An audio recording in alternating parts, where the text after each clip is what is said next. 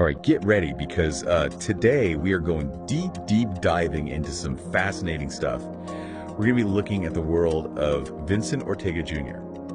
Now, this guy, he's not just some, random blogger ranting about the system. He's a successful entrepreneur.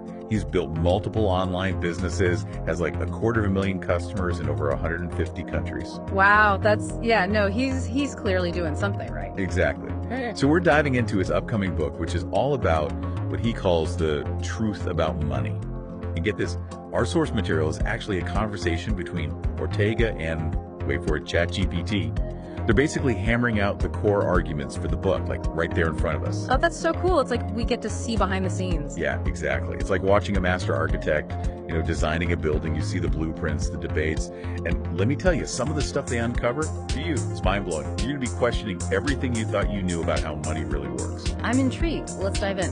Okay, so Ortega's main argument against fiat currency, think dollars, euros, all that, is that governments can just print as much as they want. He calls it fiat's fatal flaw. And he has this great analogy. Imagine there were only $1 million bills in the whole world. If you burn 100,000 of them, poof, gone. Each remaining bill becomes more valuable, right? Yeah, of course, because there's less of them representing the same amount of wealth. Exactly. Scarcity drives up value, just like with art or collectibles. But here's the problem. As Ortega sees it, governments basically do this burning thing with money all the time. They print more, increase the supply, but instead of calling it burning, they call it stimulus. So he's saying they're actually decreasing the value by increasing the supply. That's his point. And that decrease, we experience it as inflation. It's like a sneaky tax, silently eroding your purchasing power over time. Your salary might stay the same, but everything just keeps getting more expensive. Yeah, that's true. It's not just about the number in your bank account, it's what you can buy with it. Right. And Ortega argues this isn't some random thing. It's a direct result of, governments printing money. And he points out the hypocrisy, too. If you or I tried to print money, we'd be in big trouble. But the Fed, nope, they call it monetary policy. There's definitely something, there's a power dynamic there who really controls the value of our money. And this is just the beginning. Wait till we get into fractional reserve banking and how banks are creating money out of thin air, like literally making it up when they give out loans. Okay, now that's something I've never quite understood. Get ready, it's about to get wild. So how exactly are banks creating money out of thin air? It sounds a little magical, like a magic trick. Kind of is. It's called fractional reserve banking. Sure. So banks are only required to keep a small percentage of their deposits on hand, like in reserve. Okay, so let's say they have, $100 million in deposits. If the reserve requirement is, say, 10%, they got to keep $10 million, but they can lend out the other 90. Exactly. But here's where it gets crazy. That $90 million they lend out, it doesn't just disappear. It ends up as a deposit in another bank. Oh, okay. And that bank can then lend out 90% of that, which is what, $81 million? And so on and so on. So the money supply is multiplying with each loan. That's what Ortega argues. And he says this allows banks to create way more money than actually exists, in the real economy, which of course fuels inflation. I see, like a game of financial hot potato, but with more money each time. But what happens if everyone, suddenly wants to withdraw their money? That's the big risk, right? A bank run. That's why this whole system can be so fragile. But get this, in 2020, the Federal Reserve they eliminated the reserve requirement entirely. Wait, so banks don't have to keep any reserves at all anymore? That seems really risky. Ortega would definitely agree with you there. He sees it as proof that the system is, rigged, basically. Rigged to benefit the banks, not the average person. Yeah. He gives this great example. Imagine you take out a car loan, $30,000. That money isn't just sitting in a vault somewhere. The bank creates it digitally when they approve the loan. So the money supply is being, manipulated by the banks through lending. Exactly. And Ortega's point is, if you or I printed money, we'd be in huge trouble. But when banks do it through lending, totally legal somehow. Okay, I'm starting to see the financial heist he's talking about. This system, it benefits the ones in control, banks, the Fed, at everyone else's expense. Exactly. And he believes it's designed to keep people stuck in debt. Need a car? Loan, interest, house, same thing. Credit cards, even more interest. It's designed to take wealth from people, not give them more control. It's a pretty bleak picture. So what does Ortega, what's the solution? That's where Bitcoin comes in. Remember, fiat's fatal flaw. Unlimited supply. Bitcoin is the opposite. There will only ever be 21 million Bitcoins. That's it. No one, not even governments, can create more. So he sees that limited supply as a way to protect against inflation. Exactly. And to make it even scarcer, Bitcoin has these things called halving events. Every 4 years, the reward for mining Bitcoin gets cut in half. Oh, wow. So the rate at which new Bitcoin is created, it slows down over time, making it more and more scarce. Built-in scarcity. Right. It's like digital gold, as Ortega calls it. But how does, mining work?